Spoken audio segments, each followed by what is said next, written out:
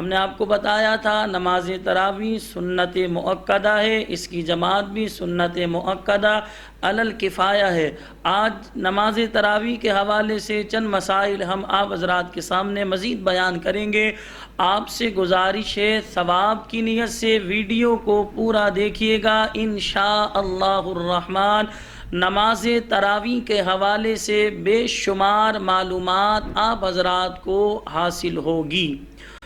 علماء اسلام ارشاد فرماتے ہیں اگر نماز تراویح فوت ہو جائے تو اس کی قضا نہیں۔ ہم آپ کو بتا چکے ہیں نماز تراویح کا جو ٹائم شروع ہوتا ہے وہ عشاء کے فرض ادا کرنے کے بعد سے لے کر صبح صادق تک ہوتا ہے۔ اگر بالفرض کسی مجبوری کی وجہ سے آپ نماز تراویح نہیں پڑھ سکے یہاں تک کہ صبح صادق ہو گئی، اب آپ چاہتے ہیں کہ بھئی نماز تراویح کی میں قضا کر لوں، تو یاد رکھیں شرعی اعتبار سے نماز تراویح کی اب قضا نہیں ہے۔ بندہ اللہ کی بارگاہ میں صدق دل سے معافی مانگے اور کوشش یہ کرے آئندہ نماز تراویح چھوڑنے سے اجتناب کرے۔ علماء اسلام ارشاد فرماتے ہیں بہتر یہ ہے کہ تراویح کی 20 رکعتیں دو کر کے 10 سلام کے ساتھ ادا کریں، اور یہی طریقہ ہمارے یہاں مساجد میں رائج ہے کہ جو حافظ صاحب ہوتے ہیں وہ دو کر کے رکعتیں پڑھاتے ہیں، اس طرح ہم 10 سلام کے ساتھ 20 رکعتیں پڑھتے ہیں۔ علماء اسلام ارشاد فرماتے ہیں تراویح کی 20 رکعتیں ایک سلام کے ساتھ بھی ادا کی جا سکتی ہیں، مگر ایسا کرنا یہ مکروہ تنزیہی ہے۔ ہر 2 رکعت پر قاعدہ کرنا یہ فرض ہے۔ اگر قاعدے میں اتحیات کے بعد درود شریف بھی پڑھے اور طاق رکعت یعنی پہلی، تیسری، پانچویں وغیرہ میں ثنا پڑھے اور امام تعوذ و تسمیہ بھی پڑھے، تعوذ و تسمیہ کا معنی اعوذ باللہ بسم اللہ بھی پڑھے، جب 2 رکعت کر کے پڑھ رہا ہے تو ہر 2 رکعت پر الگ الگ نیت کرے، اور اگر 20 رکعتوں کی ایک ساتھ نیت کر لی تب بھی جائز ہے۔ فقہاء کرام ارشاد فرماتے ہیں بلا عذر تراویح بیٹھ کر پڑھنا یہ مکروہ ہے، بلکہ بعض فقہاء کرام نے ارشاد فرمایا کہ شرعی اعتبار سے ایسے لوگوں کی نماز تراویح ادا نہیں ہوگی۔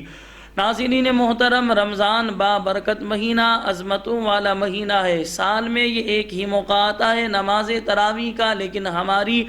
عوام اور لوگوں کا آج حال یہ ہے کہ نماز تراویح میں تو ہمیں سستی آئے، کاہلی آئے، ہم تھک جائیں، لیکن چوک پر کھڑے ہو کر، گلی کے کونے پر کھڑے ہو کر ہم گھنٹوں کھڑے ہو کر بات کر لیتے ہیں، اس وقت ہماری ٹانگوں میں، ہمارے پیروں میں درد نہیں ہوتا، لیکن جب اللہ پاک کی عبادت کا معاملہ آئے، نماز تراویح ہم ادا کریں تو ہمارے پیروں میں درد ہونا شروع ہو جائے، ہم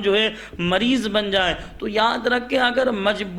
ہے، کوئی شرعی مجبوری ہے، بندہ بیٹھ کر پڑھے گا وہ ایک الگ مسئلہ ہے، لیکن ہمارے فقہاء نے فرمایا بلا عذر بیٹھ کر پڑھے گا تو یہ مکروہ تنزیہی ہے، اور بعض فقہاء کے نزدیک نماز تراویح ادا نہیں ہوگی، تو لہذا ہمیں چاہیے کہ ہم کھڑے ہو کر نماز تراویح ادا کریں، لیکن بالفرض انسان بیماری لاحق ہو سکتی ہے، تو لہذا اگر شرعی کوئی مجبوری ہے، شرعی بیماری ہے تو بیٹھ کر پڑھے گا تو شرعی اعتبار سے ادا ہو جائے گی۔ علماء اسلام ارشاد فرماتے ہیں تراویح مسجد میں با جماعت ادا کرنا یہ افضل ہے۔ اگر گھر میں با جماعت ادا کی تو ترک جماعت کا گناہ نہ ہوا، مگر وہ ثواب نہ ملے گا جو مسجد میں پڑھنے کا تھا۔ آپ کو یاد ہوگا ہم نے سابقہ پروگرام میں آپ کو بتایا تھا نماز تراویح سنت مؤکدہ علی الکفایہ ہے، یعنی مسجد میں چند افراد نے نماز تراویح کی جماعت قائم کر لی تو باقی افراد نے تنہا پڑھی، تو شرعی اعتبار سے تنہا پڑھنے والے جماعت کی فضیلت سے تو محروم ہوئے، لیکن شرعی اعتبار سے فقہا فرماتے ہیں وہ نماز تراویح کی جماعت چھوڑنے کے حوالے سے گناہگار نہیں ہوں گے۔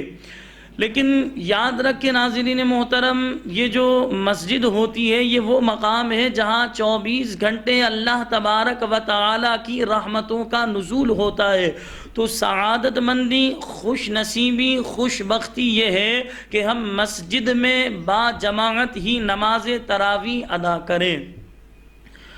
علماء اسلام ارشاد فرماتے ہیں عشاء کے فرض مسجد میں با جماعت ادا کر کے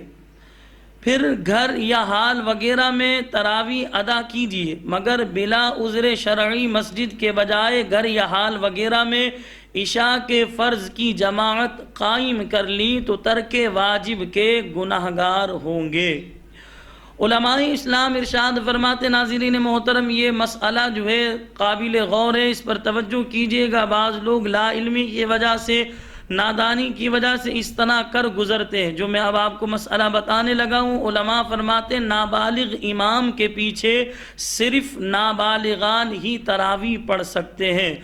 بالغ کی تراویح نابالغ کے پیچھے نہیں ہوتی، بلکہ فقہاء نے فرمایا بالغ کی تراویح نابالغ کے پیچھے نہیں ہوتی، بلکہ بالغ کی کوئی بھی نماز نابالغ کی اقتدا میں یعنی نابالغ کے پیچھے نہیں ہوتی۔ دیکھیں چھوٹے بچے حافظ قرآن ہیں تو ان سے نماز تراویح کی امامت کروانی چاہیے، یہ بہت اچھا ہے تاکہ بچوں کو جو ہے ابھی سے مہارت حاصل ہو۔ نماز تراویح پڑھانے کے حوالے سے انہیں جو ہے ایک طریقہ آ جائے، اس کے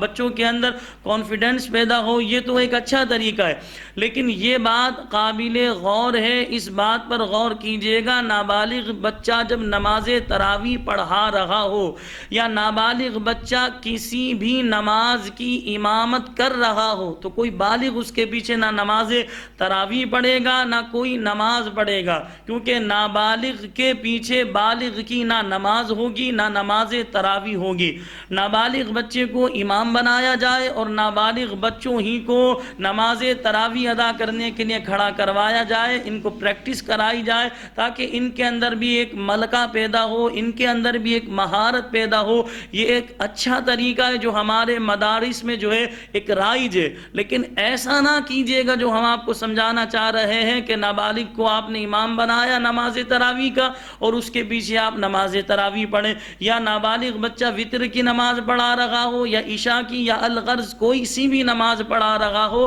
آپ اس کے پیچھے نماز پڑھیں گے یعنی بالغ شخص نماز پڑھے گا تو شرعی اعتبار سے نماز ادا نہیں ہوگی۔ اللہ تبارک و تعالی مجھے بھی اور آپ سب کو بھی اخلاص کے ساتھ نماز تراویح ادا کرنے کی توفیق عطا فرمائے، اور نماز تراویح ادا کرنے کے حوالے سے اللہ پاک مجھے بھی خشوع و خضوع کے ساتھ ادا کی توفیق عطا فرمائے، اور ہمیں اللہ تبارک و تعالی کی خوشنودی، اللہ کی رضا کے لیے نماز تراویح ادا کرنے کی توفیق عطا فرمائے۔ نماز تراویح کو اللہ ہمیں بوجھ سمجھتے ہوئے نہیں بلکہ خوش دلی کے ساتھ ادا کرنے کی توفیق عطا فرمائے۔ وآخر دعوانا ان الحمد للہ رب العالمین۔